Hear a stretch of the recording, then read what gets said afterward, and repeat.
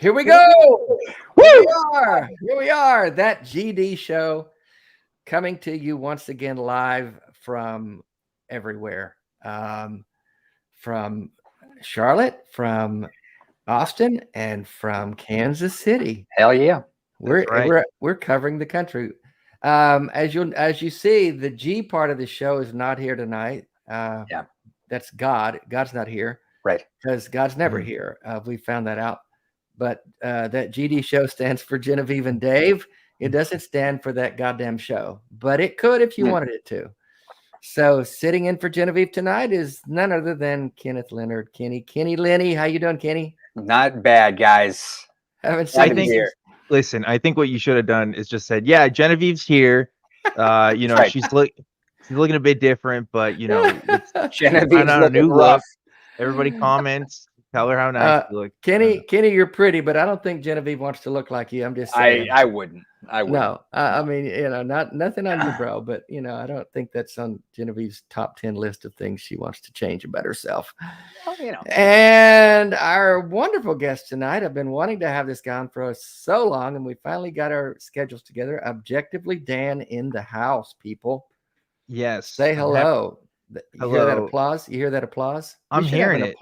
We should have an applause track. Ooh, that's so loud in my ears. You might have to turn it down. The applause is just deafening right now. It's crazy. Well, it's so good to have you, man. I can't wait to dig into your story a little bit and talk with you. We titled this show, Why Do We Keep Arguing with Christians? And Kenny, you and I did a bit of that yesterday on the Atheist Experience. Yeah. And I was telling Dan backstage, every time I do that show, I just want to bang my head against a wall for about 30 minutes. I like doing it, and I think it has value, but every time I'm done, I go, why the fuck am I doing this? It's the same old conversations over and over with the same people almost, it seems like.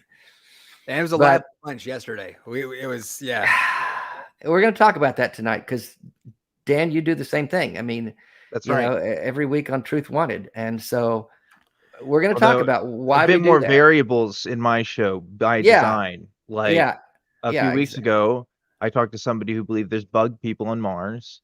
And then the same show, there was another person who said that space wasn't real. So that's the duality of man. Either space is real and there's bugs on Mars, or space isn't even a concept. Okay. So, I think I'd rather do what Kenneth and I did yesterday than talk about those things. Although I've done some of those things for different folks. On Ethan's show, The Perspective, we've had some of those aliens and ghosts and things like that. Oh yeah. But yeah, we want to talk about those things. I want to say hello to Greg Markowski, faithful super chat, good friend of the show, good supporter. Hey, atheists, vote, vote, vote. Didn't I just see the show yesterday? Yeah, similar. But yes, this is election eve. And before I say a few things about that, I have to say, I think contractually, I'm supposed to say like and subscribe, right? If you don't say that, does something bad happen? That's right. That's right, Dave. You're supposed to say verbatim, smash that motherfucking like button. And that. See, that's why you're a pro, Dan. You know all the lingo. I just am an amateur. But yeah, smash that like button. Subscribe to the channel if you haven't yet. And if you haven't yet, you have to wonder what you're doing with your life, is what I'm thinking. What are you waiting for? And if you like what we do and you want Bevan and I to keep eating, you'll become a Patreon supporter so that we can have dinners and things like that. but yeah, I appreciate all the support from. We got an amazing team of support and people like Greg and others just supporting what we do. It is a call-in show. I want to remind you, we don't get a ton of calls like you guys do on your like AXP and Truth Wanted. It's not really about the calls. It's more about the guests and the conversations, but we do like to take calls from folks. If you want to talk to Dan or Kenneth, things you've always wanted to ask them, things you're curious about, you can even talk to me. Now, see, here's the problem, Dave, because we both appear on call-in shows. So if anybody actually wants to talk to us, they have that opportunity. But they get nervous like all the time. You guys are so mean on your shows. And that's right. This is a different venue. On this show, we're nice. You guys are mean, and they're intimidated and scared. Kenneth is notorious for his cruelty. For the he is. He's brutal. We do talk about it. It's kind of a problem. That number is 217-375-9933, which is WWDD. What would Dave do? Dave would call in to the show and talk to Kenneth, Dan, and Dave. So we'd love to hear from you. If there's something on your mind and you just want to talk to three brilliant minds, we will take turns talking and tell you everything you need to know about anything, because that's how we roll. Election Eve. Guys, are you nervous? Are you scared? Just before we get into anything else, give me your thoughts on the election tomorrow, the midterms. I literally just saw, what was his name? They call him Putin's chef.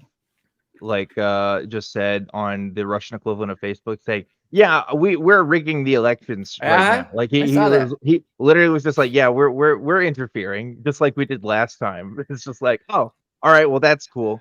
Everything is fine and there's nothing to worry about. So that's the takeaway, I think. Yeah. And Republicans are already suing to disallow votes that didn't have proper dates on them and the wrong date or whatever. I think I did see a headline just an hour or two ago where Supreme Court threw that out, but don't quote me on that. What are your feelings here, guys? There's that old quote about how, a well-informed electorate is necessary for the preservation of a democracy, and we don't have that. And we know we don't have that. So we see all these symptoms of the sort of general lack of critical thinking skills in our civilization, and we see the effects. So that's right. I feel like every election right now is like a slow train wreck that it's just like, oh shit, it's happening again, and we're not getting any better at acquiring the skills that we need to solve our problems in the first place. Nope. So I think that other quote too, Kenneth, which is by Winston Churchill, which says that if you want to know the problem with democracy, you just have to ask the average voter. That's what I think of. And now we're just quoting back and forth. I'm thinking of the George Carlin quote, where you think about how dumb the average person is, and think about how half of society is dumber than that. Well, I'm thinking of the Jordan Peterson quote, where if we look at God, this is a quote mining episode. You have to first you make your bed, and then you. I don't know. Just like how this show is going, the current American election process is a train wreck. It is a train wreck, and I think you guys, we've already answered the question. Then why do we keep arguing about these things? Because we're trying to help people acquire some better critical thinking skills and be more skeptical and ask questions and be curious and learn. But my God, it's really difficult. I personally, it's hard for me. I'm fighting the general sense of, discouragement about the state of our elections now, because I told Bevan earlier, Will Judy, I love you, buddy. He's fighting hard in Houston to get the secular vote out. But I'm discouraged. And I told her earlier, I said, tomorrow's either going to yield one of two results. Either there'll be a red wave or a bit of a red improvement where the GOP will gain seats in the House and or Senate. That's been the general overview of late that I've heard, but I don't trust polls anymore since 2016 at all. The other result that we could have is if the Dems win anything, any race that they win is going to be contested. It's going to be, there's going to be charges of fake elections and voter fraud and ballot stuffing and all the crap we heard in 2020. So either way, it's just going to be a shit show. It's going to be, I don't know how to find a silver lining here. You guys help me. First of all, I mean, I think it'd be weird if for anybody who's paying attention to not be discouraged right now. So, I just want to validate your discouragement. Thank you. I'm not alone. I'm not alone. I was listening the other day. I was thinking about how much has happened since he left the Senate, how, this sort of shuffling of seats allowed for, the Supreme Court to be completely changed. Yeah. I think that I don't think people realize just how much, like, at every level, elections matter. It makes no sense to not be engaged with the process and to take it seriously and care. It's consequential. People. Yeah, we have to keep moving forward. We have to keep trying. We have to keep doing everything we can. I see you, Kim Possible, our faithful Antichrist donation, a super chat of $6.66. Once you read that out loud, that means you're going straight to hell. Keep doing it. You guys do, please. I early voted. Row, row, row your vote. I love that. Oh, that's cute. Thank you, Kim. You're a very faithful supporter. We have to keep doing what we can do, even if things seem to be going the opposite direction from how we want them. We just have to keep doing it and hope for the best. I'm doing that obnoxious thing that some guys do where, like, so my wife and I we're having a baby any day now. Mm-hmm. And we're having a little girl, and I keep having these like realizations of just like how shitty men can be, thinking about the world that my daughter's about to enter, and who knows what this kid's going to want to do with their life. But I'm just becoming more acutely aware all the time of like what they're going to be up against. And it's sad that it's taken me about to have a little, a little kid that I'm going to be responsible for raising to recognize some of this shit. But it's just like, my God, what kind of world are we setting up for, future generations? And the row your vote thing is what has me thinking about it so much. Is just like, I mean, the threat of specifically of like Christian nationalism, of people who overtly want to take over and alter our form of government, to restrict people's rights and freedoms in the name of, in the name of Jesus. It is frankly terrifying. So is it too hyperbolic to say that Christian nationalism is probably the biggest threat to our freedoms and democracy right now? Well, I guess it depends on how you define your freedoms and democracy, right? I wouldn't say it's the worst. I would actually say disinformation is probably worse than just Christian nationalism as a whole. You don't have to be a Christian nationalist to put out disinformation about politics and things, right? And the thing is, although Christian nationalism is incredibly scary, and although you have very big voices like Marjorie Taylor Greene and stuff who are like, gung ho about it, like a lot of Republicans, they will play to that, but they may not necessarily themselves fully believe in full policy that goes through with that, right? So it's like, I don't know. It could just be a trend. It could just be a thing that we see for a few years and then it goes away. I think it's too new of a. I mean, obviously, Christian nationalism has been around for a long time, but as the buzzword that it's existed in the past few years is still. I don't know. The thing about America is that it's an ideological patchwork. You kind of just pick what you like and what you don't like, and everybody's kind of okay with that. I don't know if everybody in this country is fully ideologically committed enough to what Christian nationalism has, like as a whole, to like implement that, nationwide. Now, I say that, of course, with like Roe v. Wade and stuff being taken away, but that wasn't because of necessarily Christian nationalism. That was just because you had some extra Supreme Court judges that felt that way. It wasn't because of the, Democratic body as a whole in the country. I guess a complicated point to say, it is something to worry about, but I don't know. I'm more worried about what like folks like Tucker Carlson and Ben Shapiro are saying about all the other stuff than just what Christian nationalists are saying. Yeah, I think they are joined at the hip to some degree. The ultra conservative right wing, even media and politics, I think is driven in large part by the Christian nationalist movement.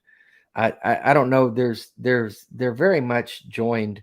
I don't know that one is leading the other, or they're both just. But it's a move, and I have a sense that they're not the majority of people in this country, but they're just a very loud and influential minority. They've got people in the right places to make things like the Supreme Court. And they're making changes to America that the vast majority of Americans don't agree with. So that's the troubling thing to me. And I'm not sure, I don't know how this got off into politics. I think I did that, but I think it's election eve. It's just that election eve dread that I feel right now. Well, I think that the people, I got kind of super into, I go down these weird rabbit holes of getting hyper focused on the subject and read a bunch of books on it and get nerdy. And I did that with the Christian nationalist thing like a year and a half, 2 years ago. Yeah. Where there were some great books that came out that sort of, I could sort of follow the thread from like sort of turn of the century leading up into World War I and the Depression, where the origins of the idea of like one nation under God in the way that we think of it today sort of originated as this blending of like corporate interests with revivalists seeing the usefulness of each other, and then that happening for a while until you had your Billy Graham emerged as like a major figure, and he was kind of the guy until Falwell showed up on the scene. And so there is a through line of people very, very strategically aligning themselves with political actors to try to keep advancing there. I mean, I watched a bunch of football yesterday, so I'm thinking about it like that. Like they're just moving the ball down the field. They're trying to get, so it's intentional, is what I'm trying to say. And I think that's why we've seen the growth of this sort of horrific set of ideas. And again, I think it's all symptomatic of this larger problem of a lack of critical thinking and frankly, a lack of compassion. Like people are just selfish and shitty. So it's when you get selfish and shitty coupled with, not really caring if their beliefs are in any way tethered to reality, you end up with people who've got 46 Trump flags hanging off the back of their truck. It gets weird. So, it gets really weird. True. Yeah. Well, no, we're not a cult though. Not a cult. Yeah. Well, I would even go so farther and say this I think a lot of it, Christian nationalism in particular, is a motivation based around, it's an identity based around hate. It is an identity based around othering, right? So like when you see the sort of progressive reforms that have happened in this country, although they're few and far between, have happened, gay marriage being legalized across the states, like in 2015, for example. Like other kinds of stuff, like the Green New Deal, like actually being a thing, like stuff like that. Like people want to look at that and see like, oh, they're actually genuinely scared of that. And I think they form this identity based on that fear of what other people are doing rather than any commitments that they make themselves to what the Bible being true and what the Bible's. I mean, there's you know what I mean? Like it is like it's almost like a in-group out-group thing. They see themselves as the rebels. They really do see themselves as, I mean, and they are rebels in a way. And just, the persecuted ones. And the persecuted ones. Exactly. Yeah. Christopher Knight, $10 super chat. Thank you, brother. Love your show, Dave. Thank you, man. I appreciate it. We do have a call we want to get to, and then we're going to get into some other things. But we've got Greg in Missouri, and he wants to point out some positive signs of seen regarding the upcoming election. Give us something, Greg. Okay, I will. First, I totally agree. I think it's going to be a shit show. I really do. And I'm even considering not watching anything tomorrow when I come home actually, there's a hockey game on, so I'll watch that, and then I'll go to bed, and then wake up in the morning and see what kind of disaster is, upon us. But see the carnage. Here's two very small things that. First of all, you guys, I don't know if you've seen that Michael Moore, who was one of the very few people to predict Trump was going to win 4 years ago, 6 years ago, and he's saying that the Democrats are going to have a very good night. That's his sense of it. Now he gets out there and talks to people. I mean, Nate Silver was right for a lot of things too, and then it doesn't work out all the time. Yeah, exactly. Yeah.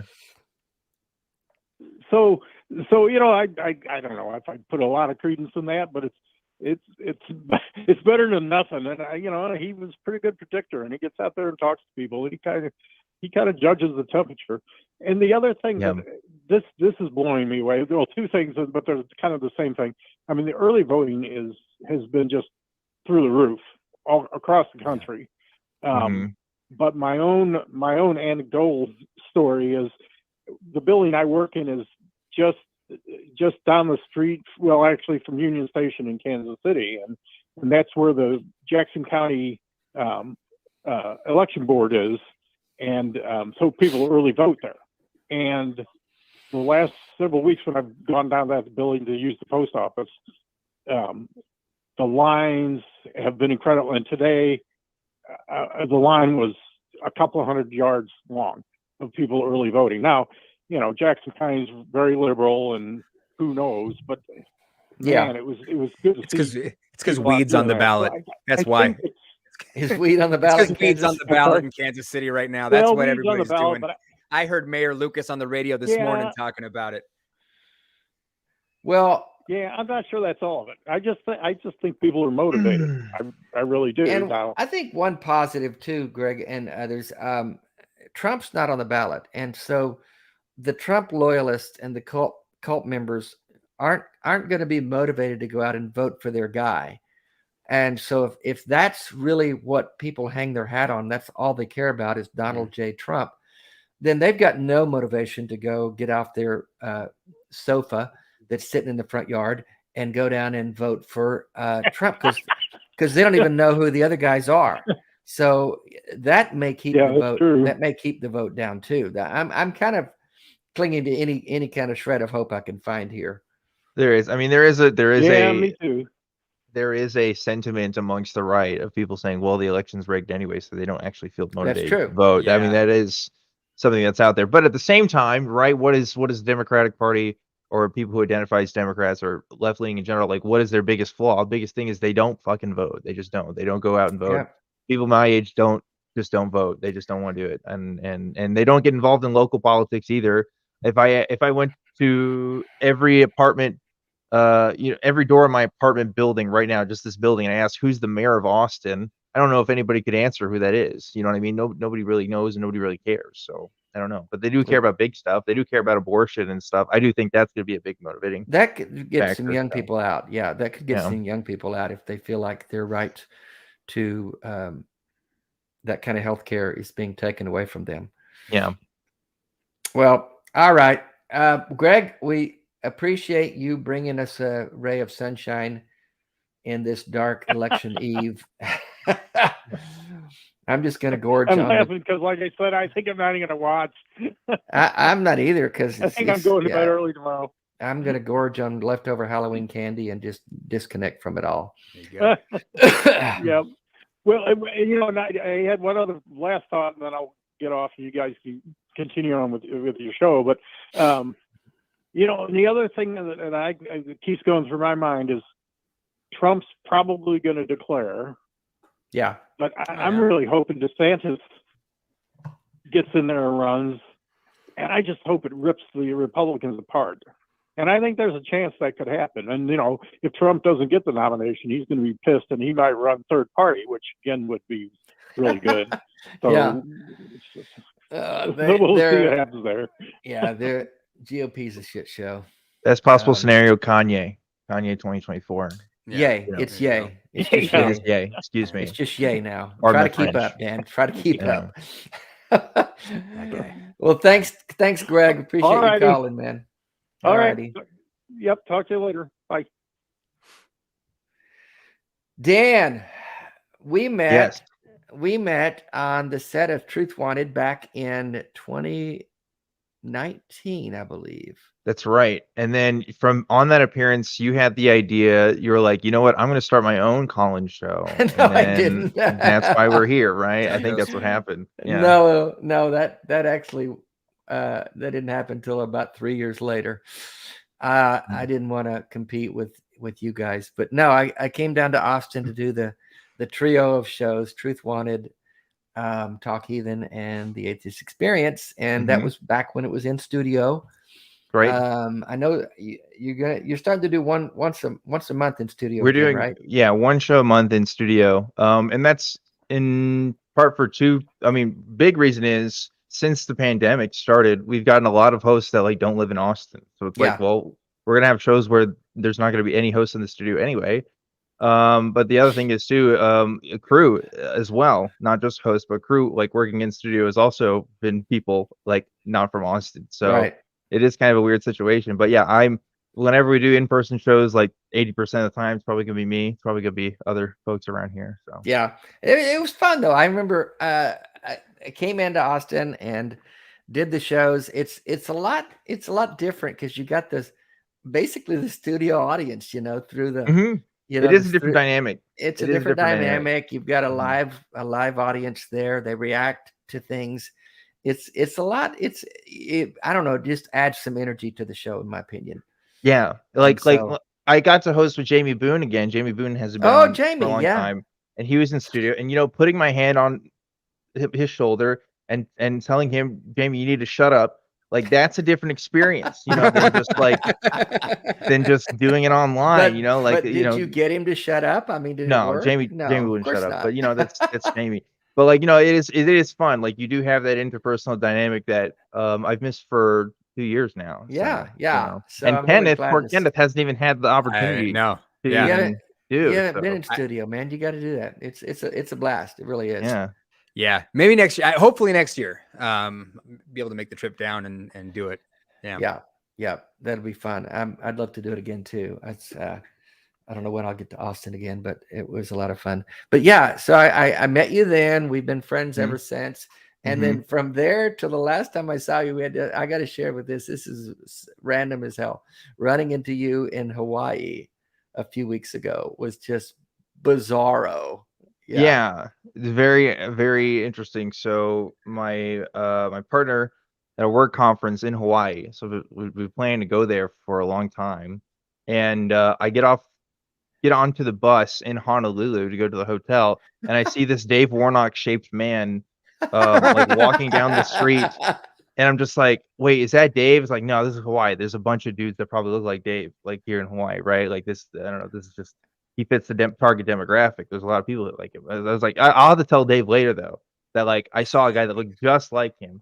Anyway, I get to the hotel, and we were gonna go to a place to eat. So we go down. No, but you got on. How did you verify it? You got on Twitter? Or no, something? this happened later because I saw you again, Dave. I saw you 2 times. Okay. That's the craziest part. I didn't see you once. I saw you twice. And this is a huge resort. We're at this resort village, and you're eating at the hotel restaurant that's downstairs from the hotel that I'm staying at. And I walk by and I see you. I'm like, I tell my partner, I'm like, that's Dave Warnock over there. And she's like, no, it's not.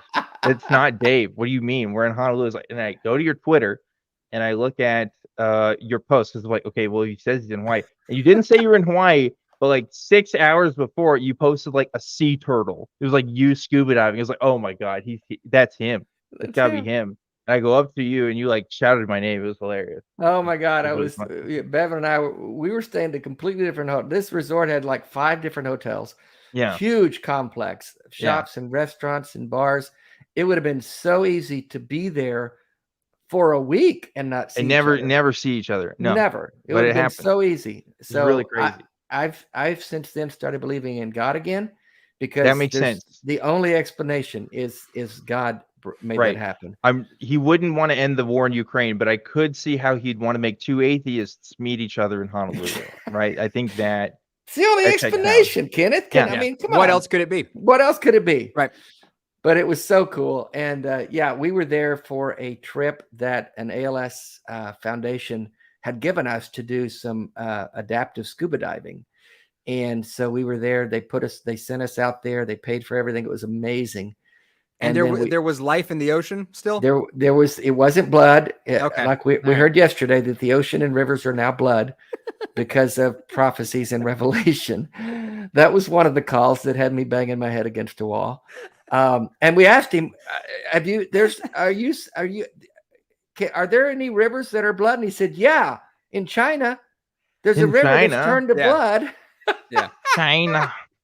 Oh my God. But yeah, so we were there and we kept seeing all these people with the company that your partner works for, this big group of people at this convention, and we kept seeing all of them. So when I found out she was one of them and you were joining her there, that was just really cool. That was a great moment. That was pretty fun. Random moment.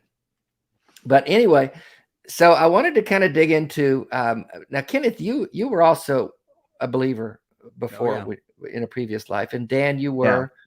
When he saw her face, he was a believer. Anyway, that's right. Joke. It's a bad joke, right. Really bad joke. That sounded like something Dan Barker would have said. I'm sorry, he's the worst of bad jokes. All right, well now I'm offended.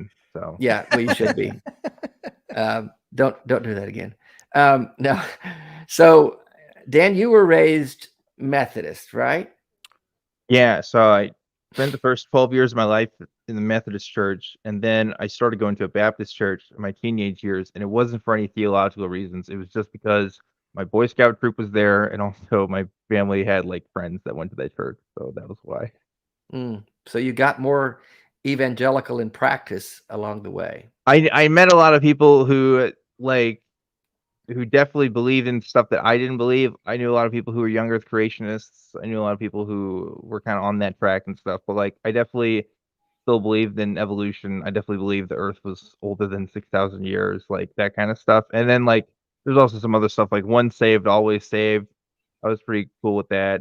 You know, but Methodists are also interesting. You can do like infant baptism, which when I told people, oh, I was already baptized like as an infant, they were like, what? It's just not a thing you do in the Baptist church, you know. So. Oh no, you don't get baptized till you believe. Yeah. Yeah, that kind of seals your salvation. But I actually did get baptized again. Did you?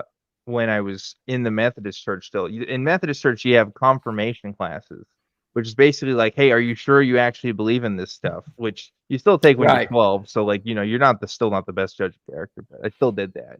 Yeah. I saw only the two that you got the double dip and no more baptisms after that. I got the double dip, no more baptisms after that. Okay. I was baptized 3 times. I really can't remember why, but I guess I wanted to make sure it took. Yeah, that makes sense. You have to say. And it was dunked each time because that really doesn't count unless you go all the way under. We were baptizing I used to run a coffee house, and we were baptizing some drug addicts that got saved, and hippies off the street and shit. And so this one guy had been a really bad drug addict, and he really wanted to make sure he was really saved. So we were in a pond baptizing him, and we dipped him down, and he takes off, and he just starts swimming underwater. And he didn't come up for like 2 minutes. And I said, you know, when he came up, we said, what are you doing? He said, I just want to stay down as long as I could. I've been a bad sinner. There you go. So yeah, Kenneth, what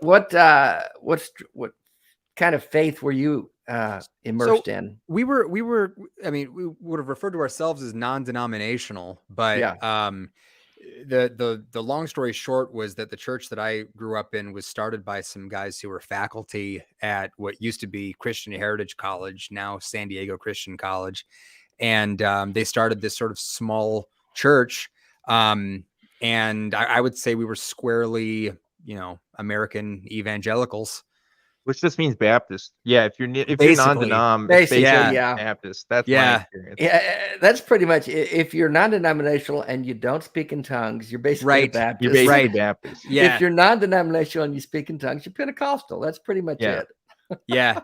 But yeah, it was that. It was just like mainstream white evangelical shit. And it's funny. So my wife and I, we bought the house that we live in now a year ago, and we moved in, and it's still there up in the garage. The previous owners, I guess the guy was into the Promise Keepers conferences, and so there are Promise Keepers stickers up in the garage. I figured you might know what that is, Dave. I went to one of those when I was like 13, 14 with a bunch of. It's basically a movement for men to hold each other accountable from looking at porn. That's basically what Promise Keepers is. Oh yeah. It did not work. No. But yeah, it's like that was kind of the type of Christianity that I grew up in, was that white evangelical stuff. I just see vestiges of it all around me, you know. Oh yeah. So, it's such a predominant slice of Americana, especially in the South and the Midwest, where you guys are, where I am, where I've always lived in the South between Arkansas, Tennessee, and now North Carolina. Well, I was in San Diego, and like people don't have any idea how conservative.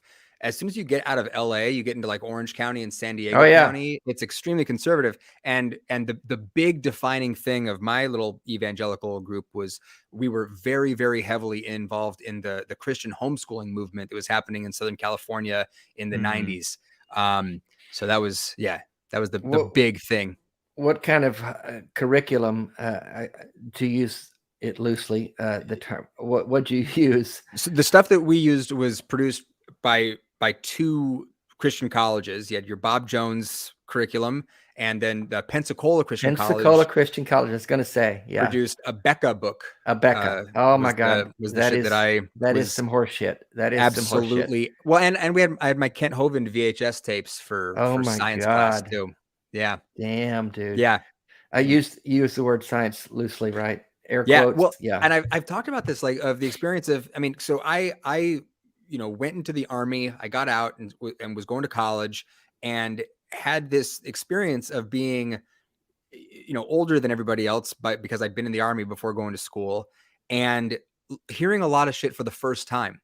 So when I'm sitting in biology class and the professor's talking about evolution, I'm like, holy shit, are you guys hearing this? And everyone else around me is like, yeah, dude, like, what are you so excited about? We've everybody knows this. And I'm like, not me. So it was not me. That was my college experience. That teacher's lying. Yeah. Now, Dan, we got a call, I think. By the way, I saw somebody in the chat ask, are you taking calls or something like that? So yeah, we are taking calls. That number is 217-375-9933. We'd love to hear from you. Christian homeschooling, my God, yes. I wasn't raised as a Christian. I came to faith as a teenager after high school, documented in my memoir, Childish Things, which you were kind enough to mention yesterday on AXP, of course, Kenneth. But so I had no excuse for my stupidity. I walked into it willingly. I wasn't indoctrinated as a kid. You guys kind of grew up in it. Dan, yours was a little more mainstream, if you will. Kenneth, yours was a little more fundamentalist. But you guys didn't get to choose as kids and young people. Even if it's mainstream, it's not that much free thinking. You're still. No, I guess you're still taught, Dan, that you have to believe in God, basically, at whatever that looks like in that world. It's weird because the Methodist Church is kind of split, right? There are conservative Methodists. I don't know, like that's like not the common perception, but like mine was a conservative Methodist church, so like they would have had those kinds of views, but also like it's a lot about God's love. It's a lot about like doing everything because of the Holy Spirit inspires you to do good things, stuff like that. Thankfully, I wasn't homeschooled, Kenneth, but I've been told more than once that I have quote unquote homeschool kid vibes. So I don't know what that means, but I do take offense to that. All right, because that's not my background, not my culture. I was public schooled, okay, thankfully, and I actually went to a pretty good public school in Texas, but it's still Texas, so it's like like even if they are teaching evolution, there's half the kids still don't fucking believe it. So people tell you look like you're homeschooled. Yeah, I would take offense too. Somebody did. The first time somebody told me that, I'm not gonna lie, it did hurt my feelings. Of course it did. I would mine too. Did you ask them why they said that? You just look like a clean, wholesome young man, you know? I think it was more because I was being weird. I think they thought I was a weirdo. This is in college. Somebody told me that, and I was like, oh, okay, well, all right. I am like, I don't know, neurodivergent, so whatever. You know, that word wasn't available to me then, but now I can use it as an excuse. Yeah, it wasn't available to you then. No, it wasn't. Let's take a call from Bob in Washington. He wants to talk about his conservative father. Hey, Bob, you with us? Yes. Sorry. Yes. You're on with Dan and Kenneth and Dave. What do you have for us? Go ahead. Sorry. Hey, I just want to talk to you about the last time I talked to my father, because I asked him, it was kind of an argument, but he had no answers for. And I asked him all the tough questions, like, why are you Islamophobic? Why are you homophobic? Why do these things concern you so much? Why are you worried about them? And he had no answer for me. And I just, I was thinking about when I was growing up. When I was growing up, he decided that our family was going to be part of the Worldwide Church of God, and they were a Christian cult you may have heard of. Oh, yeah. And so, when I was growing up, I didn't get to do Halloween and Christmas and all that, because that was quote unquote against our religion. And, just my whole life, just, hearing about all these things we're supposed to be terrified of. And right. And the thing is like what I don't know doesn't scare me. What I do know terrifies the shit out of me. And but not in the way that it terrified my father. Yeah. So let me ask you this: what's your goal in talking with your father? What do you hope to get out of that? Oh, he passed away a few years ago. This is the last time I ever spoke to him. Okay, gotcha. Okay. Were you just kind of wanting to clear the air with him before he passed away, or what was your thought process then, Bob? Well, I was leaving the state at the time. He didn't know he had cancer at the time, so he had no idea he was dying. So it just all worked out that was the last time I ever spoke to him. I was giving him the reason why I was leaving Missouri. I'm originally from Missouri. And, I just asked him questions like, have you ever been depressed in your life? And he said no. And that didn't seem absolutely honest to me. Because after he passed, I found out some things about him that I didn't know when he was alive. And one of those things was he was a Vietnam vet. His first wife it cheated on him, and he found them together when he got back from Vietnam, and he held them at gunpoint for a few hours. And then after that, he got pulled into the Worldwide Church of God, and I was born into that. But yeah, so I don't know where I'm going with this. I apologize. Well, no, it's okay. I think in that world, in that conservative fundamentalist world, the Worldwide Church of God and many Pentecostal branches of faith, you can't be depressed. You can't have a mental problem. You can't be down. You can't be discouraged, because then you're just admitting that you're not putting your faith in God. You're not letting God solve your problems. Yes. And so people live in a world of denial. And so when your dad says, I've never been depressed, he's basically saying, I can't be. My theology won't let me be. 100%. I totally agree with that. And like, the thing is, there's a reason why evangelical traditions, right, like try to use this story of like, oh, I was a former drug addict, or oh, I was adulterous. And like, that's an emphasis on their testimony, because like they're using their religious identity to like process their trauma. It's like, oh, I had this bad thing happen to me, or I was doing these things which I perceive as bad according to this new worldview, but it has importance now, because if I hadn't gotten to those experiences, that now I know the light of the Lord and stuff, right? Like it literally is a way to like almost deflect from reflection on those experiences in a really critical way. Like I definitely was depressed when I was younger and stuff, right? And I tried to like pray away that depression through God and see what that did for me. And like that part of doing that is like you're kind of keeping up appearances. You have this community that kind of has this high risk, high reward thing, right? It's like, oh, as long as you keep up with these rules,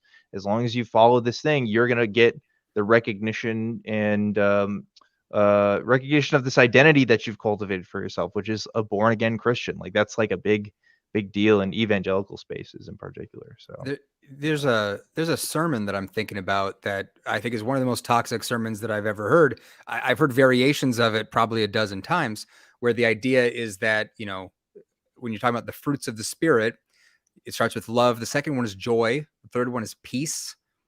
And joy and peace are not necessarily synonymous with something like depression. And there are pastors who will get up in front of a congregation and say, depression is a sin. Yeah. It's a sign that you're not spirit filled, right? Right. So all of this, I think, is pointing at, and I'm also thinking about my father, who also passed away some years ago. And in thinking about the decisions that went into like homeschooling me, and I didn't get to go trick-or-treating either. There's a lot of stuff that, you know, we weren't allowed to do that were, you know, just harmless, fun kid stuff that, you know, Harry Potter's of the devil, that kind of shit, you know? And, well, there's one thing I'd like to say about that. Okay. That's our religion, but I could wear a Batman costume any other day of the year. Well, that's because it's not Satan's day, man. But the idea is that when I'm thinking about my dad and I'm evaluating my dad and the set of tools that he had to navigate the world with and to make decisions with, I mean, from his perspective, he thought he was doing a good job with this stuff, right? You know, right. I mean, when we're dealing with people, when we're thinking, and I'm trying to say this because I know how hard it can be to lose a parent. Just, you know, when we're thinking about our parents and who they are, and recognizing them not as parents, but just as people just like us who are doing the best with what they've got. That doesn't do anything to help ease the pain of your childhood or to help you with stuff that you've had to cope with. But man, when I stopped looking at my dad as a father and just tried to look at him as just another guy, it helped me a lot with being able to forgive him. That's important. Yeah, just looking at him as a human being and taking that label father, because we have an expectation with that label father, and it's okay. It's normal to expect certain things from a mother and a father, but totally they are just humans and they are just doing the best they can. I think we may have lost Bob. I hope he can hear us. It looks like we lost you, Bob. He's trying to call back in, I think. But to the point that I think Bob was alluding to continue along this line of thought, it sounds like his dad, when he came home and found his wife cheating on him, turned to religion, turned to God to medicate that pain, and it became a substitute. As it is, it is a substitute for real therapy, for real help. And he just jumped into that to medicate the pain he was feeling, and never really, probably, if I know that religion as well as I think I do, he probably never got the help that he needed if Bob was talking to him at the end of his life and he had no answers for why he was Islamophobic and homophobic and why he thought certain things. And it's sad. It's really sad. It's sad to not get to that place. Let me see if I can grab him again. Hey, Bob. Bob, I think we lost you. Are you back? Yep, I got disconnected. I don't know what happened. Well, we were talking about you while you were gone. Hope you heard all that. But anyway, I got the tail end of it, and it's one of those things where. I'm sorry. I don't want to talk over anybody. Go ahead. Go ahead. We have a little delay here. That's okay. Oh, yeah. So it's one of those things where after I found out about the situation he had with his first wife, it made a lot of sense to me, because that's exactly what, cult recruiters or any religion goes for. My dad had his wife cheat on him, and he's like, what did I do wrong? He's probably out looking for answers. And so I was like, well, I got them for you. and he fell into that, and he never processed the trauma of, his wife, finding his wife cheating on him, and whatever other trauma he had before that. And we were just talking about over, that. Can we zero in on the Can we zero in on the word answers? Because there's something that I think that you might be pointing to that I've been talking to a lot of theists about in recent weeks and months, which is the difference between answers and explanations. I don't know, Dave and Dan, I don't know how much you guys have spent thinking about this, but just how religions are in the business of giving you answers, but there's a huge difference between an answer and an explanation. Yeah. Right. Yeah.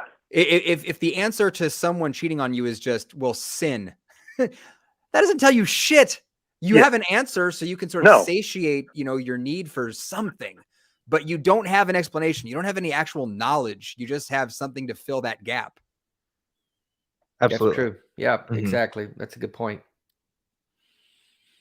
And religion, so that bled over into,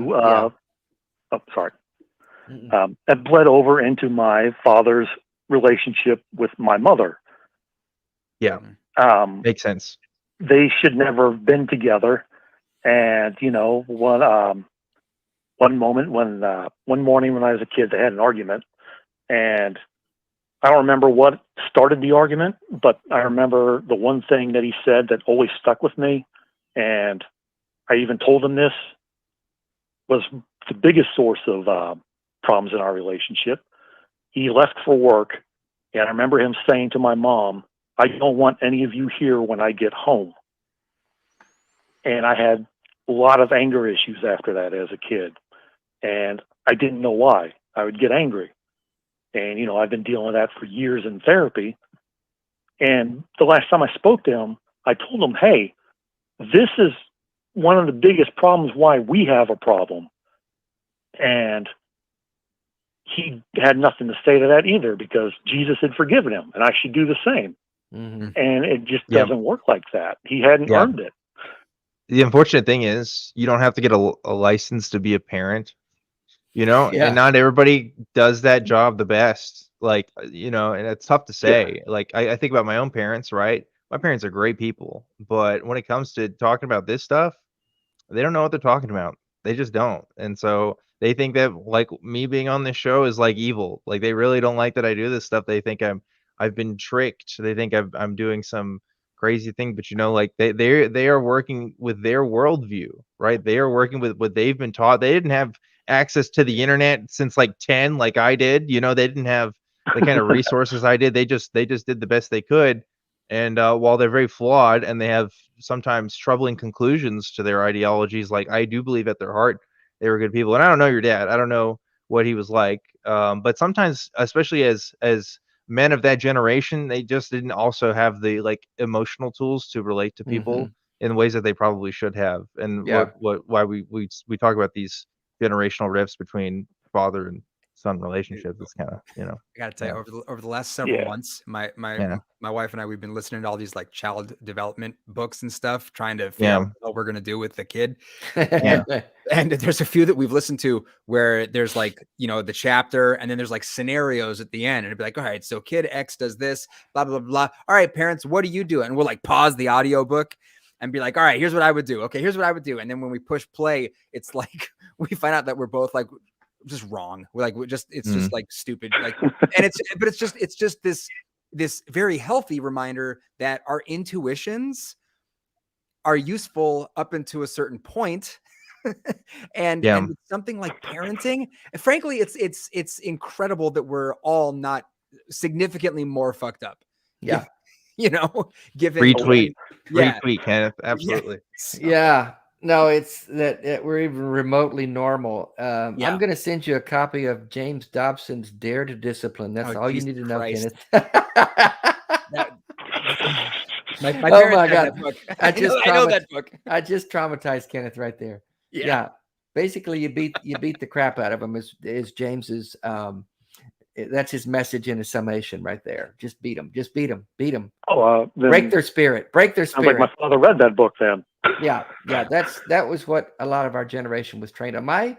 my ex-wife loved that, and I kind of tolerated it. But we thought James Dobson was great until I woke up and left the faith and realized, oh my God, that was just horrible. How are my kids even remotely normal?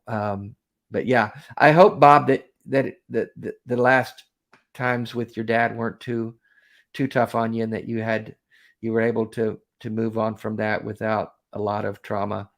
I know that can be tough, though. Well, the thing about that, Dave, is we weren't speaking before he passed, and he never told me himself that he was sick and had cancer and was dying. I found out through Facebook. Ooh, that's rough. And yeah, I'm sorry about that, man. Yeah, and I could never build up the courage to call him and say, "Hey, what's going on?" Mm-hmm. Because if he couldn't tell me that himself, I didn't see why I should put myself out there to reach out to him at this time. Because if the role had been reversed and I had the cancer, even though I wasn't speaking to him at the time, I would have let him know. Yeah, I would have reached out to him, and I would have let him know, "Hey, I've got this thing. I might not survive. Yeah. I just wanted you to know because I'm a good person. I wanted you to know." Like we said, he just didn't have the tools to communicate those kind of things like he should have. Yeah. And I had my father, my birth father, I had to disconnect from him because his communication with me just kept me. It just added to the trauma and added to the stress. I had to basically not communicate with him. And then when I found out that he died, when my brother texted me and just said, "Hey, are you aware that Massey died?" I said, "No." And I didn't have any feeling about it because that thing had broken so much over the years that there was nothing left for me to feel in terms of what he had done to us. And for my own mental health, and I advise people this, I say this all the time, you are not obligated to be or do a certain thing with your family members. You didn't choose to be born into that family. And if you've got toxic relationships with family members and it's causing you mental anguish and stress and anxiety and trauma, then you do what's best for you. You are not obligated just because they are family. Yeah. And that's honestly, my opinion. This is the kind of thing where I don't know if you've ever heard of or if you've ever reached out to Recovering from Religion. Absolutely. They'd be a hell of a resource for you. Oh, I've got a secular therapist. I've been in therapy for years. I've dealt with a lot of it. Cool. I mean, before he passed, I would mourn the ideal of the father, not the man himself. Mm-hmm. Because, I understand. I was a kid in the 90s. I was a kid in the 90s, and I was raised by Jean-Luc Picard and Batman the Animated Series and all these things that the religion wouldn't want me to look at, but we had cable, so it was over at that point. Yeah, you had access. Well, I'm glad you took care of yourself and are taking care of yourself, and it's really good to hear from you, Bob. Yeah. Thanks for calling in, brother. Yeah, I'll let you guys go. Yep, thank you. All righty. Have a good one. Yep, bye. Family relationships are difficult. My extended family, mother, brothers, sister, half sister, all live in Texas. God love them. And they're all conservative, right-wing, evangelical, Trump lovers. We're not cut off from each other completely, but we don't have any point of connection. I hardly ever talk to them. There's just nothing there. We live in different worlds almost. And so do I feel bad about that? No, it is what it is. It's not my responsibility to make that okay. Yeah. And I'm not going to beat myself up about that. I think too many people beat themselves up because their family relationships aren't what someone else says they should be. And I'm not going to fall into that trap. And it is what it is. Dan, I wanted to go ahead. I was just going to say, most people's families are closer to The Simpsons than what they let on. That's my observation. Anyway. So how did you get from Methodist / kind of evangelical Christian to hosting this Atheist Truth Wanted show? I love your story. And it has to do with Anthony Magnabosco, if I remember right. A little bit, yeah. It's kind of funny because I I just talked to Anthony today because somebody asked me for a link to, so we'll get to that part of it, I guess. But well, let me tell that part first. So I was part of an evangelical ministry in college, and so I was a leader at some point too. So I this was like me solidifying my faith. I was always like told, once you get to college, that's when most kids lose their faith. Like only 1/5 of college kids still go to church or whatever the stat was. And I didn't want to be that. My spirituality was definitely super important to me. But so I became part of this college ministry. But I was part of one that was very much emphasized like evangelicalism and literally like going up to other kids and like telling them about Jesus and stuff, which I always kind of had like a weird relationship with. I wasn't sure if I was totally cool with that, but I also was still a Christian and stuff. So this is me trying to figure stuff out. But at one point I talked to Anthony Magnabosco, who, if you're not aware, is a proponent, probably arguably the face of a movement called street epistemology, which is this way of talking to people about their beliefs without being super confrontational, right? Avoiding that initial amygdala response that happens when people get into sensitive topics and stuff. And he had a conversation with me for about 30 minutes, and it is still on YouTube. But the reason I mentioned earlier, I was talking to him today because somebody else asked for that link, and I actually found out a conversation I had with him a few months ago. I was like, I'm always, people always bring up that story, but I've done a lot more stuff since then. And I wish people didn't talk about it all the time. I don't want to be like this child star that just like, oh, he had this one moment. Child star. Yeah, it's like, well, this thing happened to me when I was 19, and that's what everybody ever talked about. But I actually found out he took that video down because he felt bad about it. Why? I think, I don't know.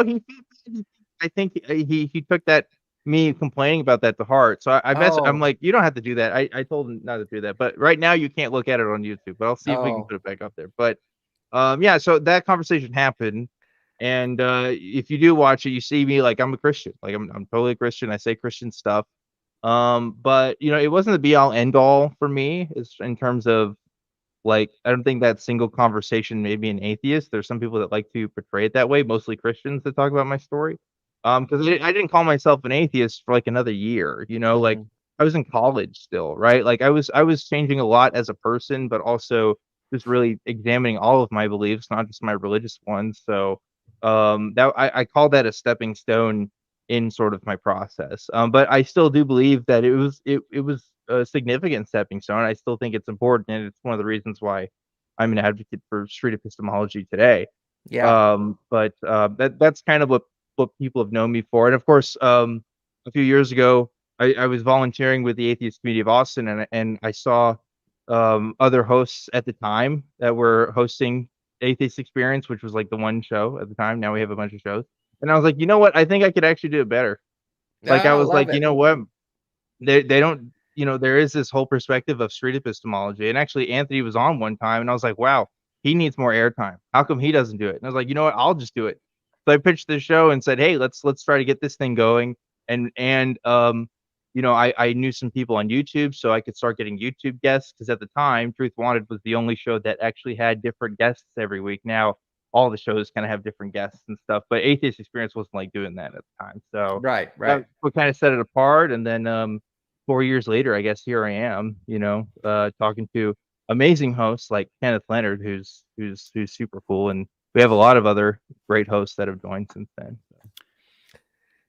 Yeah, that's a cool story. I like that you said it didn't, like, you didn't flip the switch right away, but it got you thinking. No.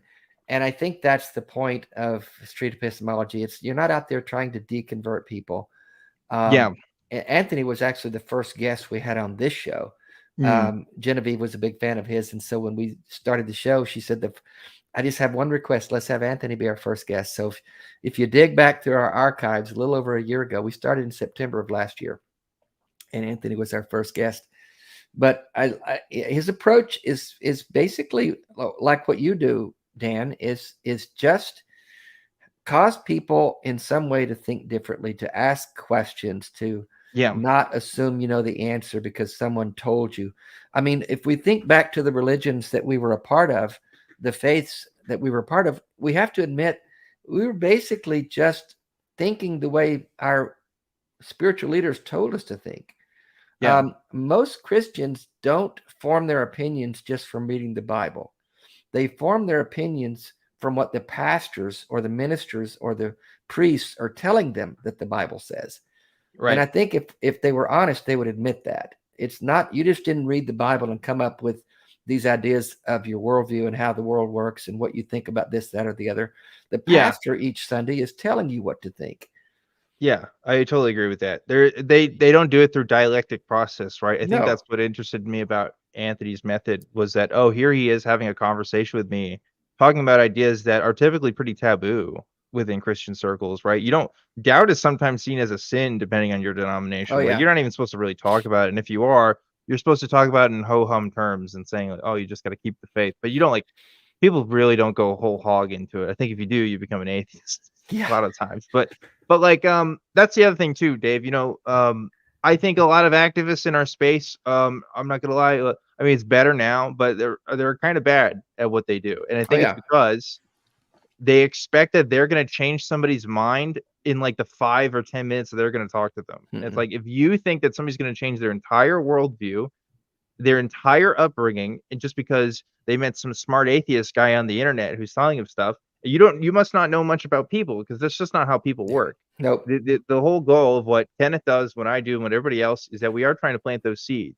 And I'm speaking on Kenneth's behalf. He should speak for himself. But like, when we talk to these people on the show, I don't think any of us, or we shouldn't go in the expectation that we're going to radically change people's views in the 10-minute call period. If we get our points across and make people think about what we have to say, that's really the best we could do, I think. But, yeah. Would you agree, Kenneth? Yeah, well, and I adore Anthony and his work. Mhm. I think that Anthony is like on my personal like Mount Rushmore of people who've impacted how I approach what I do when I'm talking to people.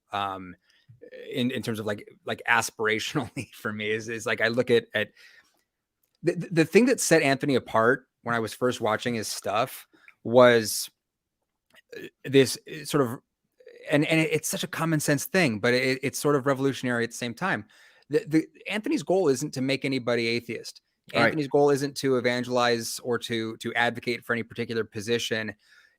Anthony's goal appears to be to get people to think about just how do they know what they think they know. And it's about the methods that they're using to arrive at their conclusions. Methodology. And that is so much more important, because the truth has nothing to fear from investigation, right? So if all of us are focused on how do we figure out what the hell is true, then that can be the anchor point. And it's so much more useful. It's so much more productive to talk to people in those terms than to be like, you're wrong. It's opened the door to so much more like rich conversations to sit down with somebody who I disagree with and go, okay, look, you care about what's true, right? Sweet. So do I. We both care about what's true. So we can start from a place of agreement and of like a common values here. Okay. But we have disagreements. So how do we go about figuring out which of us is closer to what's true? That is such a more interesting conversation to have than to just be like, you're fucking wrong. No, you're wrong. Yeah. You know, agreed. 100% Yeah. agree. Oh yeah. And I guess that's why, doing the atheist experience, when I do it, I probably just do it about once a month, even if that much. I do end up feeling a bit frustrated many times from that show, because it does feel like it's just arguing back and forth. You're wrong. No, you're wrong. No, you're wrong. No, you're wrong. I don't like that approach. I try to find ways to ask them. Like yesterday, we had the caller who believed the prophecy in Revelation was true because the Euphrates River is drying up. And so when we asked him, could it be global warming? Could it be something else? We did try to do that Socratic method, but it was just so many people are very resistant to that when they're locked into a position. I think that the approach throws them off, because like, I don't know about you guys, but I was super into apologetics when I was a Christian. And it wasn't until years later that I realized that the very idea of apologetics, the idea of defending your position against all reason it's fundamentally dishonest. Yeah. And so when people are committed to this idea, they're in apologetics mode mentally of, I'm going to defend my shit no matter what. And you start asking, well, wait a minute, how do you know what you think you know here? Yep. They don't know how to even begin to engage with that. So that's where on AXP, the format is limited in that sense, where oftentimes people, depending on their mindset, might not be prepared to even think about like really simple questions just because they're almost coming in hostile. And in a lot of cases, they're coming in armed for bear. So a conversation is often impossible with many, not all of them, but on that show particularly. Well, they're braced for that resistance right out of the gate. Yeah, there's a difference in the format too, right? If you look at Anthony Magnabosco's videos, for example, it's not uncommon for them to go 30, 40 minutes long. Yeah. You know, an hour long sometimes, okay? And while those conversations might be really great for the person who's in that, it's not always entertaining, right? And that's you know, obviously a flaw. Well, it's not really a flaw, but like for YouTube algorithm purposes, it's not really good. So it's like what we do on the call-in show is like, well, we could talk to people for maybe 10 minutes at a time, and that's about the best we can do to try to keep a show interesting. But it is a hard balance between how do you keep a show interesting versus how do you do what's ultimately going to be best for people. And sometimes I think about that like ethically. How do I, you know, suss that out? But, I've had people say to me, or I've seen them write or whatever, this statement like, I'm an atheist because of you. And honestly, I don't know. I'm not sure how that makes me feel. I have mixed, because you're like, I gotcha. I'm not trying to deconvert anyone. That's not the goal. Right. But I understand what they're saying in that something I've said along the way has made them think differently about their faith, and they came to the conclusion that God wasn't there, or whatever, however they want to phrase that. And I'm okay with that, because that is my goal. And this leads us to, you know, I do see that we've got a couple of calls, so I want to wrap up the thought real quick and try to get to these calls. But to the point of what I titled the show, why do we argue with Christians? Why do we keep doing this? What are we doing here? Why are we doing it? I think that's what we've been talking about for the last few minutes. If we can have conversations on air with people on the phone, or just in a format like this, that causes in some way for people to evaluate what they believe and why they think the way they do, why they hold to the positions that they hold. That's all we're trying to do, really. Yeah. At the end of the day, we're trying to just let you or cause you to think a little differently about what you believe and why. If I would have had those conversations years ago as a Christian, it would have changed everything. But I never had those. The internet wasn't a thing. I was never in the circles. I lived in a bubble, and most Christians do. They live in this Christian bubble, and you're never exposed to an alternative thought, much less a challenged with an alternative thought. But if I'd have had these kind of conversations that I have on air with people, and that we have in these talks, I think it would have changed me. I think I would have been rational enough to think through some of the things I believe, realizing that I'd never really thought them through. Yeah. I mean, I guess you guys would have too, because it happened to you, Dan. Right. Well, like the reason I do this is because, well, a few reasons. One, I genuinely think I'm good at this. So like I want to be able to do it. And I don't think everybody has those skills. So I want to teach people how to have those skills. I want to help callers who want to either talk about something or hear another point of view, or even sometimes just get reassurance, you know, like that's personally meaningful for me. And the third thing is, outside of even just the callers, the hundreds of people, thousands of people that watch our shows are getting something out of that too. Right. Yeah, people are watching. Whether it's somebody questioning their own beliefs and trying to get another perspective, or it's people who have been doing this for a long time, but maybe want to figure out other ways on how to approach these subjects. You know, I want to provide value for everybody. So that's personally why I do it. You know, Kenneth just does it for the money. He just gets paid so much. Right.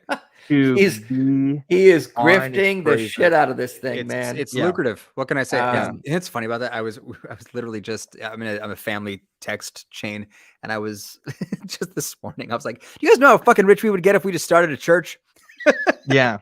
right? Let's go L. Ron Hubbard, guys. Forget this lottery stuff. I could tax-free money, baby. I could reconvert with a terminal disease and fill my calendar with lucrative gigs. I promise you. Yeah. It's but no, like I'm thinking about there was a talk that Christopher Hitchens gave at Liberty University years ago. And I know there are people who are going to jump on, yes, some of Hitchens' opinions have aged like a fine milk. I know, but there was this thing that he said, he just said to this audience of young evangelical minds, he just said, take the risk of thinking for yourself. Much more happiness, truth, beauty, and wisdom will come to you that way. Mm-hmm. That has been my experience. It's a liberating thing to free yourself from dogma. It really is. And I hope that as many people have that experience as possible. And that's why we do the shows, because it's not just the caller we're talking to. It's not just the guest. It's the people watching who are on the fence, who are questioning, who are having doubts, who are wondering if the childhood faith they were indoctrinated with, is it going to stand the test of time?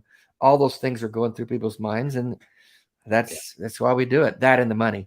Okay, we've got two calls. We're going to try to get to them both. We've got about 12 minutes left on the show, because I always respect our guest time. David in Texas, talking about interactions with religious people. How you doing, David? Pretty good. Can you hear me? Yeah, we got you. You're on with Dan and Kenneth, and we've got just a few minutes. What's on your mind? Okay. Just I work at the post office as a clerk, waiting on customers. And like every day, or almost every day, there's somebody that will hand me like a cross, or they hand me a religious pamphlet, or they tell me, have a blessed day, or some say blessed day. I don't know if there's a difference. But that's it's really annoying to me. I don't know what would your reaction be? I got one right here. I got one right here. Thank you, and ignore Someone gave me the other day. So what to do about that, huh? That's your question? Look, straight up, what's powerful to say is just saying, hey, I'm an atheist, thanks. Like, honestly, that's such a simple thing. You may be the first person they've ever heard actually say that, because most people are just gonna ignore it. But just saying you exist, sometimes that brings intrigue into people. Sometimes they say, oh, no, thank you, I'm an atheist. And that's a conversation starter, So would you feel comfortable? Would you feel comfortable doing that, David? Or would you get in trouble at work for that, you think? I probably wouldn't feel comfortable doing that at work, because there's a lot of people that work and have the same beliefs as they do. So I don't think I'd want to do that. Yeah, that makes sense. Yeah, there is a social cost to consider for sure. Unfortunately, we have to obey the laws of capitalism, and you have to be able to, you can't stick out with your beliefs. Right. You gotta stay in the fold. But yeah, no, I mean, if it's at your workplace, that's tricky. I would say don't even bother. But it's a tough thing. If it's your home, hey, that's free game, baby. Yeah, go for it. I wanted to say there was this weird card. I don't know if you heard of this. I got this one weird one today. It says, Christ is a woman, the wife of Godfather Melchizedek. Her name is Lisbeth. Hell yeah. Hashtag ChristIsAwoman.com. Have you ever heard of that? I don't know, but I'm into it. That's a little known Bible truth that only a few people have access to. I don't know how you got that, but that's feminism, dude. I don't know. There's only a few of us that know. That was actually kind of funny, because it made even the Christians at work didn't like that one. So that one I actually thought was kind of funny. Yeah, I knew a woman in Arkansas who claimed to be the actual bride of Christ, and she would get in her swimming pool in a white wedding dress. She was a little bit off to the outside, a little bit, I think. So, yeah, that's a tough one, man. I know it's tough to deal with the religious overstep that people have. Have a blessed day. I'm praying for you. Those kind of things. I've learned to just ignore it and just not even respond. Because there's really, especially at work or something, there's nothing you can do to forward that conversation in any meaningful way. Yeah. It's that problem we were pointing out earlier. I mean, with people who are in apologetics mode, these people that you're interacting with are in, evangelist mode. They're probably not in a headspace where if you're like, hey, you're not. Don't say it, kid. I'm just figuring out to see how this whole thing plays out. If someone like this is a Ray Comfort pamphlet that someone gave me at the gym. And like the dude who gave me this, he wears these like God soldier t-shirts and Jesus One Christ. Nation under God t-shirts every day at the gym. And like that guy's I'm not gonna be able to have like a thoughtful conversation with that dude.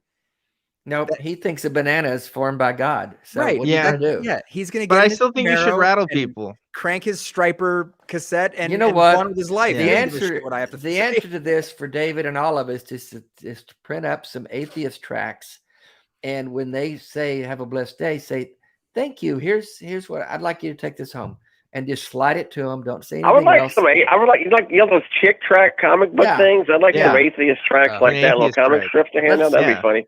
Somebody in the audience get on that. I think we've got a real need here to fight back a little bit in a subtle way, a little passive aggressive way. Yeah. Well, David, I appreciate I'm gonna say one other thing. Working at the post office, there's some churches who have P.O. boxes there, so I interact with those kind of people too. And some of them are so rude, unfriendly. You're just not nice people, and it's kind of, you're supposed to be this big example of Christianity, and you're not even nice to the people that you interact with on a daily basis. I find that kind of weird. Yeah. Yeah, they're sometimes the angriest people in the room. Consistency was never a strong suit. Well, if you think about it, they're serving an angry God who's so angry with us for simply being born that he had to kill his own son so that he wouldn't throw us into hell. I mean, the whole religion is based on fear and anger. So they're gonna be fearful and angry for the most part. Yeah. Well, David, good luck at the post office. We're gonna get some chick atheist tracks to you as soon as someone makes some. But I think we have a legitimate. Hey, Dave, I did meet you briefly one time with Houston Atheist in Houston when you visited.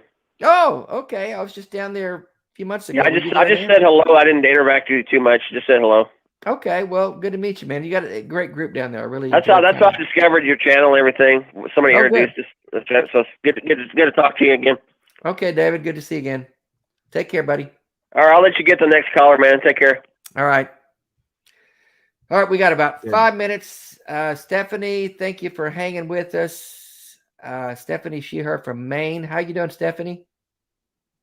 I'm doing well. How are you doing? Good. Sorry for not getting to you sooner. We just got lost in conversation. Oh, that's not a problem. Not a problem. Yeah. How to find common ground on issues of social justice with Christians, with theists and atheists. Any thoughts on that, guys? Yeah. Well, I just want to preface the whole conversation. Sure. You guys take it from there. It's like, it seems to me that there are a bunch of really critical issues facing us right now in terms of and almost, we can debate which stage of genocide is going on about trans people right now. But, the degree of hatred that is being ginned up in so-called Christian communities, how do we find common ground with those Christians, those theists who reject that hateful notion? It seems to me that we're a tiny minority right now. Not just the people that are at the tip of the spear, but the atheist community, in my view, needs to do way more in forging common ground with people of good faith. Yeah, I hear what you're saying. Yeah, we got to do something here. Right now, because we're all at the tip of the spear. It's a complicated thing. So last year, I had a whole month where I was like, you know what? I'm gonna have Christian guests as my hosts on the show. They were all progressive Christians, naturally. Yeah. And it was the most controversial thing I think I've ever done. Oh yeah, we've had that too. So many atheists who didn't understand what I was trying to do or what even the whole point was. And I think that pointed out a real problem, which is you guys don't even know. Your image of Christianity is a fundamentalist dude in a trailer passing out chick tracts or something. Like that's your view. It's a stereotype, and it doesn't encompass the entire Christian tradition in the current world. I'm sorry. There's a lot of Christians who have different ideas, both theologically and ideologically, about what they believe and how they vote politically. And I think it's important that you at least recognize that they exist. You don't have to agree with them. You don't have to say that their worldview is even valid. I don't care, but you have to know that they exist and understand where they're coming from. So yeah, I talk stuff about progressive Christians because I think that their roots of their ideology is completely unfounded, and I don't need the Bible or any Christian tradition to justify my morality or principles. But you know, I was a progressive Christian for a little bit before I lost this thing, and that gave me a pathway to kind of think about issues in a new way, to reinterpret this religion in order to benefit and serve others, including the trans community, including just the LGBT plus community as a whole. That was something I had to learn through progressive Christians first before I learned it through atheists. Because frankly, the atheist community wasn't always like that either. As you've rightfully pointed out, it's not like the atheist community was always super LGBT plus friendly. They weren't.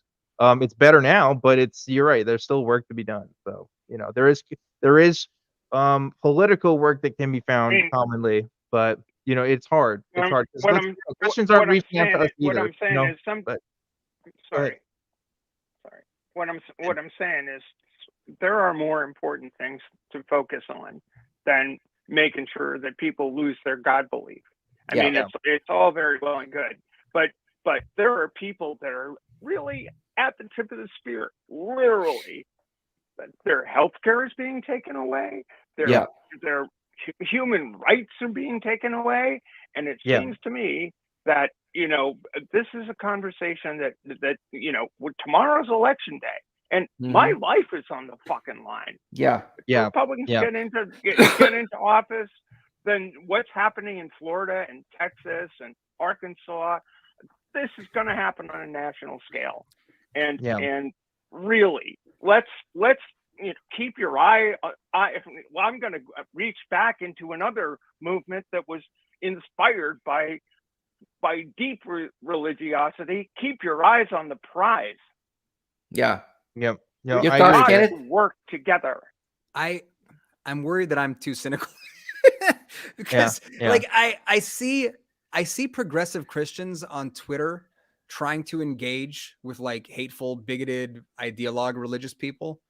And they get dragged worse than the atheists do by the faithful. True. Oh, they so do. You're absolutely right. Like, I feel like the common ground of empathy and compassion and, you know, a lack of bigotry between, you know, that, you know, because I can't even say like the atheist community because there are bigots in the atheist community, but 100% among the non-bigoted, I feel like the common ground is there. I'm not sure. Like if the atheist community was doing a better job of engaging with progressive Christians, like I think that'd be great. I'm not sure what, and again, this is just me being super cynical probably. I'm not sure what good that would do for, like, you know, protecting people who are vulnerable in our society. You know, I think what Stephanie's saying, and I think the bigger point is it's not about what. Go ahead. I heard we had a guest on recently. I can't remember who it was that said this, but it was I think it might have been Bart Campolo. But value, it's more about values than beliefs. Yeah. So what do you value? Do you value reproductive rights? Do you value human rights? Do you value LGBTQ rights, trans rights? If you do, whether you still hold a belief in some deity of some sort, then you're more on my team than you are against me. Sure. Because the values are what we're fighting for. Yeah. And to your point, Stephanie, these values are cutting right. Like you said, the tip of the spear is aimed at you. And we need to find common ground. They're transcendent, Dave. They're transcendent. They're human rights. Human rights values. So whether you identify as a progressive about people's humanity, right? You know? Whether you identify as a progressive Christian or an atheist, at that point, and this issue, I don't really care. And we've had this conversation on the show too, Dan. And we've gotten some pushback. We've gotten, well, they're Christians. They believe in fairy tales, and you can't align with them. And I just think that's a narrow-minded view. I'm sorry. Well, it is still difficult. I share Kenneth's cynicism in the sense that, look, I've been doing this for 4 years, and a single progressive Christian has never invited me on their podcast, but I've been willing to talk to tons of them. You know, like I don't even know if they want us in the space. Let's be real. If they've done that, true. You're right. There's that side too. But to Dave's point, we do have to work together with people. We have to engage them at some level. Right. Right. Yeah, true. Are we fighting for the same things? That's the point. Yeah. What is it you're about in terms of values that you want to see propagated? And if your values align with mine, then we can set aside the labels for the time being, because we've got a dragon to slay here. And then we can get back to talking about what's true and what's not true regarding God. I hope. Maybe. I'll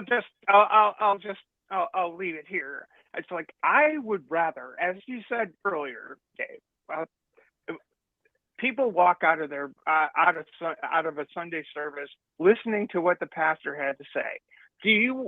My nephew is a pastor of a Methodist church in upstate New York.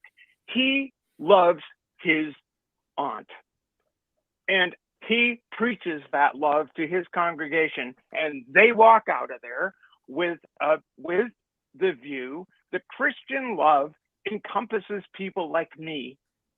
Yeah. And I would rather him have that position, and I would rather work with people who do hold that position than have debates about whether his God belief, whether it's positive or negative, Right, is effective. It's like, what do you do with that belief? It is more important to me than the belief itself. I mean, that's a good point. At a certain point, when the rubber hits the road, you've got to look at what happens in this world, not in the next. Yep. That's a good point, Stephanie. That's a good conversation. We'll keep having it because it has to be had. And there's a lot of nuance there, and I'm in favor of embracing the nuance when it comes to these things. So thanks for calling, Stephanie. As always, we are out of time, so I'll let you go, and we will see you next time. Thanks again for calling, Stephanie. That's a tough conversation. We got to keep having it, though. These are big issues. And we are out of time. Dan, so good to have you, man. Where can folks find you? Tell us when Truth Wanted is on. Truth Wanted is live Fridays at 7 p.m. Central every single week. I will not be hosting this week. The great MD Aware will be hosting, but usually I'm on every week. And actually next week I will be in studio with a guest. So look forward to that. But yeah, that's a great place to find me. You can follow me on Twitter at ObjectivelyDan. And I've also been streaming on Twitch a little bit, and Twitch is at ObjectivelyDan as well. All right, man. Thanks for coming on and share. We had some good conversations tonight, as always. I knew we would. And Kenneth, it was fun. It was fun being on AXP yesterday. Yeah, it was. Even though we had some crazy calls, but that's what they do there. Oh yeah. What do you got coming up besides having a baby? You're kind of taking a break from everything, right? You find me changing diapers. I'll be. I'm still going to be putting some stuff out on Patreon, but I'm just going to be Mr. Sporadic and Unreliable because all my normal. Yeah. So okay. Yeah. Well, thanks for pitching tonight for Genevieve. We missed her, but you were great, and it was fun to have you on the show with Dan. And I'm waiting for you to come to Kansas City. We got to do like a Midwest meetup or something. Oh, you know what? We're actually, I'm glad you mentioned that. Bevan is doing a fundraiser. Some of you may have seen the 60 at 60. We're going to have more to say about that next week. She'll put the link out there, but her run, she's doing a trail run in Ottawa, Kansas, which is not far from you. It's going to be in March next year. And is it the Prairie Trail runs? I'm not sure. I'm not a runner. I'm running 100K race in March in Ottawa, Kansas. Oh my God. That's it. It's 100K. You're shitting me. It's a 60-mile run. Seriously? Yes. Yeah, I'm doing the same one. Oh my, this is a God thing. I'm believing in God again. I mean, now I have to too. God damn it. No, that's the race. Yeah. That's it. In March in Ottawa, Kansas. All right. 100K. Yeah. And she's doing it at a fundraiser, 60 at 60. And we're doing a fundraiser for an ALS foundation to raise money for people to have moments like I had in Hawaii. This is like the Hawaii thing, but it is. It's crazy. Oh, Bevan's going to freak out. I think she's God's watching. plan. Yeah. Apostate Ashley, 60 miles. I get tired driving 60 miles. 62. Yeah, 62. Yeah. But it's her 60th year. So she's doing it she turned 60 and she's doing 60 miles for 60 years, that kind of thing. Awesome. Yeah. So awesome, dude. We'll talk more offline. Oh, yeah. Cool. All right. Well, it's been a great show. Thanks for everyone, the super chats, the callers, and my wonderful guest, Dan, and my wonderful co-host, Kenneth. And that's our show for tonight, folks.